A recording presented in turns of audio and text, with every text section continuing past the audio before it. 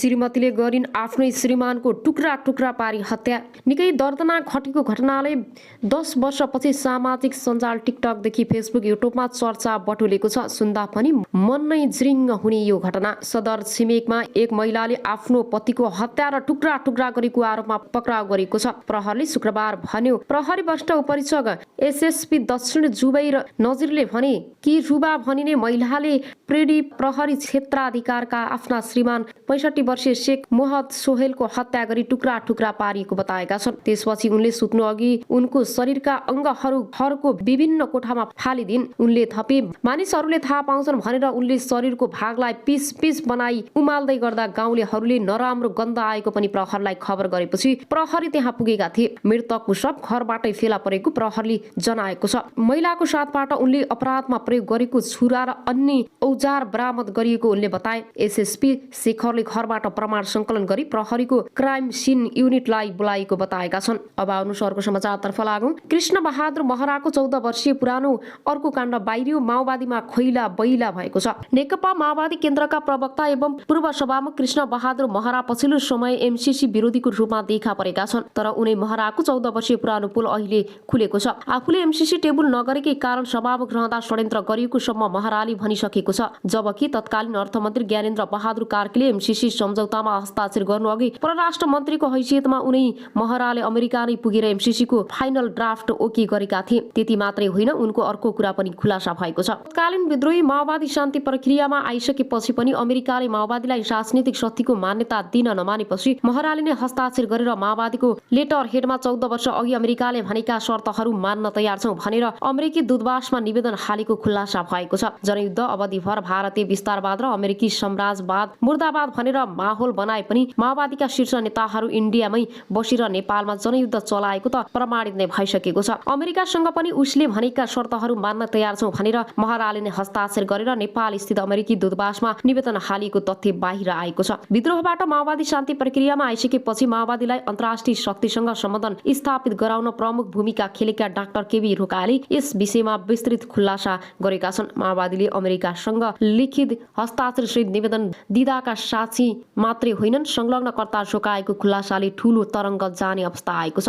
अब आउनुहोस् अर्को समाचारतर्फ लागौँ। एमसीसी र निर्वाचन विवाद देउबा दाहाल र नेपाल फेरि छलफल सुरु गरेका छन्। सत्तारूढ गठबन्धनका 3 शीर्ष नेताहरू फेरि छलफलमा जुट्दैछन्। बुधबार बिहान 11 बजेदेखि एक घटना बालुवाटारमा छलफल गरेका ती नेताहरू अहिले अपराह्न 4 बजे बालुवाटारमा जुट्दैछन्। अमेरिकी परियोजना मिलेनियम च्यालेन्ज कार्पोरेसन सत्ता गठबन्धनमा विवाद बढिरहँदा प्रचण्ड नेकपा एकीकृत समाजवादीका अध्यक्ष माधव कुमार नेपाल र नेपाली कांग्रेसका सभापति एवं प्रधानमन्त्री शेरबहादुर देउवाबीच बालुवाटारमा फेरि संवाद हुन लागेको हो। बुधबार बिहान सत्ता गठबन्धनमा रहेका 3 शीर्ष नेताबीच छलफल भएको प्रचण्डको सचिवालयले जनाएको थियो। 3 नेताबीच स्थानीय तहको निर्वाचन एमसीसीको विषयमा फेरि छलफल हुने भएको छ। प्रधानमन्त्री देउवाले एमसीसी पारित गर्ने अडान लिइरहेका छन्। उनले गठबन्धनसँग छलफल नगरी स्थानीय निर्वाचन आगामी जेठ 4 गते गर्ने भनेपछि सदस्य दलहरू सशंकित छन्। त्यसकारण बुधबार बिहान गृहमन्त्री बालकृष्ण खाँड नेपाललाई भेट्न उनकै निवास कोटेश्वर पुगेर भेटेका थिए। यस्तै मंगलबार प्रधानमन्त्री देउवाले दूतका रूपमा नेताहरू पूर्णबहादुर खड्का र ज्ञानेन्द्र बहादुर कार्कीलाई खुमलटार पठाएर छलफल गराएका थिए। मंगलबार खड्का र कार्कीसँग संवादपछि प्रचण्ड र नेपालले देउवासँग संवादका लागि बालुवाटार जाने निर्णय लिएका थिए। प्रधानमन्त्री देउवाले एमसीसी पास गर्ने अडान लिएर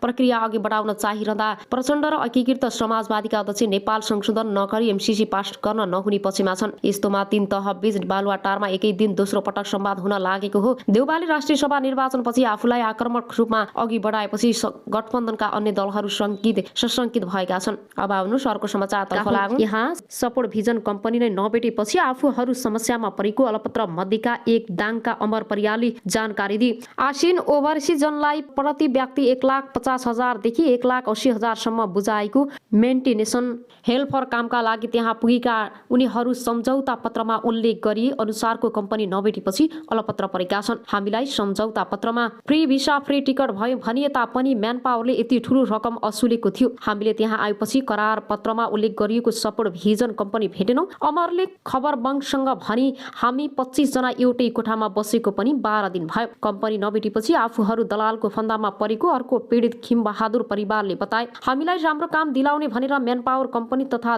दलालले फसाए। उनले भने हामी त्यहाँ आइपुगेपछि न त कम्पनी नै छ न त खाने बस्ने व्यवस्था। अहिले सबैको बिचली भएको छ। उनले एजेन्ट फरार रहेको बताए। उनीहरूलाई त्यहाँ लाने एजेन्ट सम्पर्क बाहिर भएपछि समस्या थपिएको छ। अहिले हामी बसिरहेको क्याम्प पनि कुनै एक सप्लाई कम्पनीको हो। निस्किएर जा भनेको छ। यहाँ पनि पिउने पानी छैन, बाथरुमको पानी पिउनु परेको अवस्था छ। उनले थपी, अब हामी निस्किएर कहाँ जाने, हामीलाई यहाँबाट निकाल्न आग्रह गर्दछु।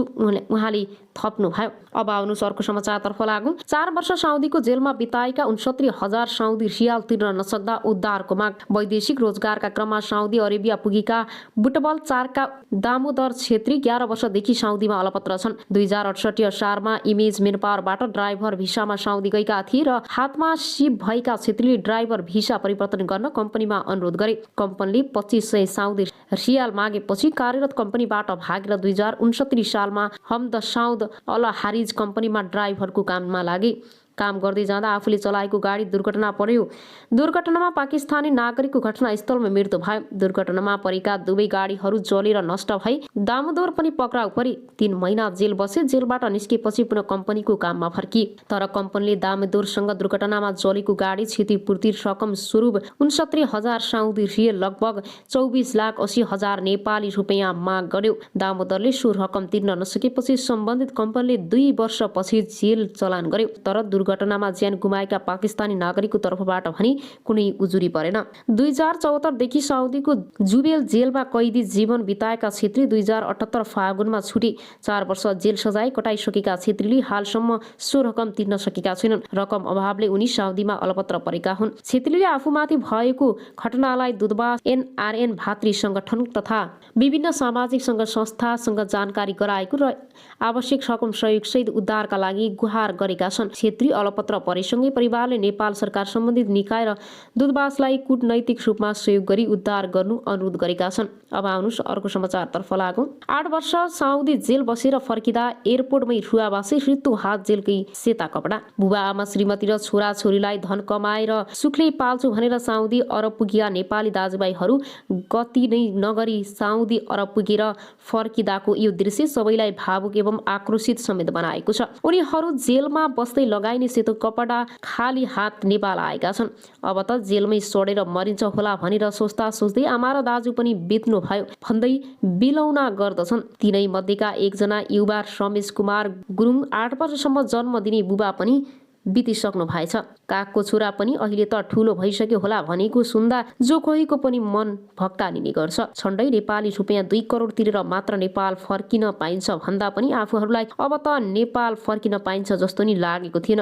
घरमा फोन गर्दा सुरुवाती दिनमा भोलि पर्सि आउने भनेर आमा बुबालाई सम्झाउँदै पनि यत्रो दिनसम्म ढाँट्न सकिएन। उनीहरू निर्दोष भन्दा भन्दै पनि जेल जीवन बिताएर सिर्फ हातमा पासपोर्ट र सेता लुगा लगाएर नेपाल फर्किएका यी युवक नेपाली दाजुभाइहरूको बारेमा भिडियो रिपोर्टिङ तयार पारिएको छ। धन सम्पत्ति कमाउन भनेर विदेशका नेपाली दाजुभाइ बिना कारण यत्रो वर्ष जेलमा बिताउनुको पीडा कति हुन्छ भनेर यही तल कति हुन्छ भनेका छन्। तीनै मध्येका रोल्पाका रमेश कुमार गुरुङ र गणेश ओली 2011 सालमा रोजगारीका सिलसिलामा साउदी पुगेका थिए। साउदी पुगेको 2 वर्षसम्म त उनीहरू काम गरिरहेकै थिए। उनीहरूको काम सामान्य मजदुरले लेबरको काम थियो।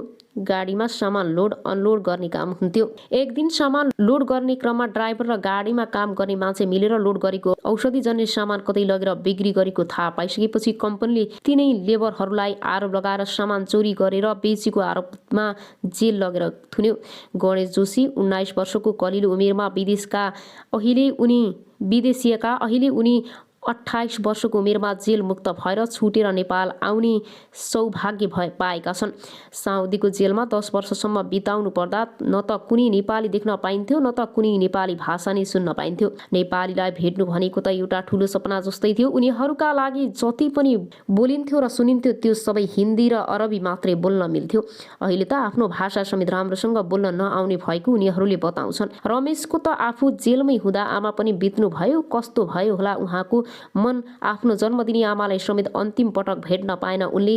जेलमै शोक मनाउँदै बस्नु पर्यो। यता गणेश ओली भन्छन्, मलाई त अहिले पनि नेपालमा आएको विश्वास नै लागिरहेको छैन। मेरो आमा बुबा त छन्, गाउँमा बस्नुहुन्छ, कसैले छोरालाई जेलमै मार्यो रे, अब फर्केर आउँदैन भनेर भनिदिँदा कस्तो भयो होला। उहाँहरूको मन कृपया विस्तृत जानकारीका लागि पुरा भिडियोलाई हेरेर अन्तिमसम्म शेयर गरी साथ दिनुहोला। अब आउनुहोस् अर्को समाचारतर्फ लागौँ। हुँदैन रियल लागेको सबै अनुहारहरू रियल हुँदैनन्, बिस्तारै खुल्छ मुकुण्डो। यो स्टाटसमा अनुहार र कमेन्ट गर्नेहरूले सबैले यो अन्दाज पल्साप्रति लक्षित गरे भने कसैले समीक्षालाई आउँदो गीतको लागि बधाई समेत दिए। यो लेखीको 3 दिनपछि समीक्षा फेरि फेसबुकमा लेख्छिन्, म लामो केही भन्दिन। 24 अक्टोबर 2021 मा मेरो फेसबुकको वालमा लेखिएको यो स्टाटस वास्तविकता भन्दा धेरै टाढा छ, जुन कसैको अनुनयमा लेखेको थिएँ। अब समय आउँदैछ पुरा यथार्थ खुलाउनेछु। उनले पल र आफूबीच चलिरहेको हल्लामाथि आपत्ति जनाउँदै उक्त स्टाटस लेखेकी थिइन् र उनी अहिले